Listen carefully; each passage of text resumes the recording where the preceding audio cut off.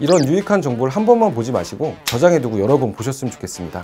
전립선암 수술 후 관리는 어떻게 해야 할까요? 전립선암 수술을 하고 나서는 다른 암도 마찬가지긴 하지만 흡연 음주를 하면 안 돼요. 흡연을 하시게 되면 아무래도 말초혈액 순환이 잘 안 되기 때문에 수술 이후에 회복이 늦어지고요. 음주는 염증이 생기기 때문에 큰일 나고요. 흡연이나 음주를 삼가해 주셔야 되고, 또 한 가지 중요한 점이 변비가 생기면 안 돼요. 변비가 생기게 돼서 이제 화장실 가셔서 배에다 힘을 주는 순간 수술 부위가 자극이 돼서 엄청난 통증과 함께 여러 가지 합병증이 올 수가 있기 때문에, 그래서 항상 변비가 좀 생길 것 같으면 변비약을 미리 이렇게 먹어줘야 됩니다. 완화제라고 하죠. 변비가 생기면 안 된다는 점이 특히 중요하고, 그래서 보통 전립선 수술 후에는 이제 복대를 한 달 정도는 이렇게 두르고 있는 경우가 좋아요. 걷는 것도 훨씬 더 편해지고 복부에 힘을 좀 덜 주게 되기 때문에 이 밑에 수술한 부위가 좀 더 보호가 되는 효과가 있어요. 그래서 복대를 한 달 정도는 써주시는 게 좋아요. 어떤 연구들을 보면 무거운 물건을 들지 말라 이런 것도 있는데 4kg라는 기준점이 있어요. 그건 아마 그 연구에서 중재를 했을 때 4kg 이상짜리를 들었더니 뭔가 문제가 생겼겠죠. 그래서 물건은 4kg 이하짜리만 들으라 이런 얘기인데, 생수병 하나 정도는 들어도 되는데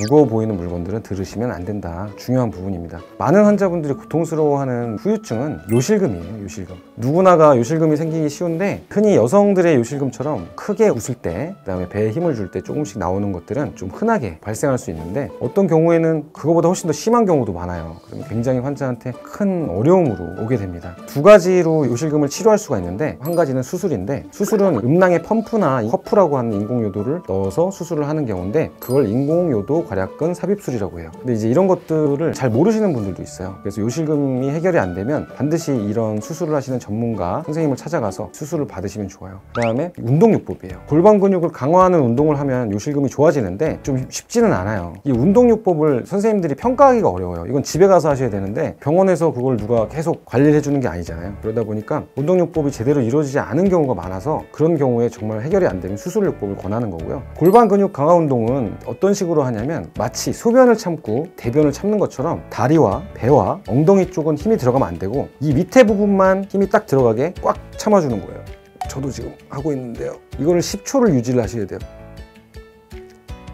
10초 됐나요? 이런 식으로 하는 건데, 비뇨기과에서 얘기하는 케겔 운동하고도 많이 좀 유사해요. 물론 비뇨기과에서 얘기하는 근육들은 조금 다를 수도 있겠지만, 이런 골반 근육 강화 운동을 통해서 요실금 증상을 완화할 수가 있어요. 권고사항을 보면 하루에 100회를 해야 돼요.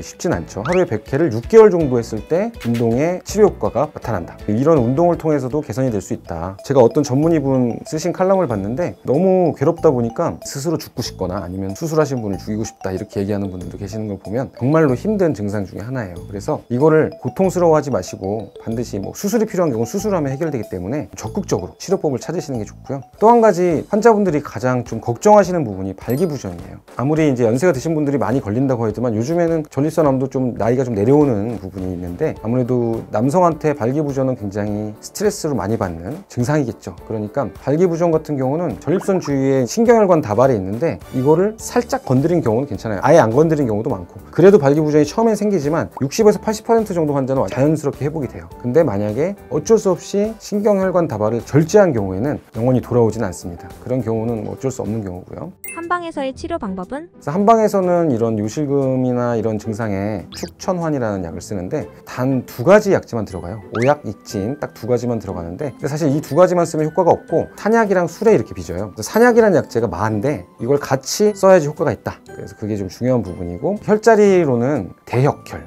신수, 삼음교, 관원, 백회, 장강, 이런 혈들이 요실금과 발기부전에 관련된 밑에 부분을 치료해 줄 수 있는 그런 혈자리이기 때문에 지압이나 이런 것들을 활용해 보면 좋을 것 같습니다. 전립선암은 수술 후의 관리가 굉장히 중요한데, 아마 수술을 못하는 상태에서 발견되신 분들도 많아요. 전이가 이미 있는 상태에서. 그런 분들은 호르몬 제제를 투여하게 되는데, 아마 수술 후에도 이 호르몬 제제를 투여하게 돼요.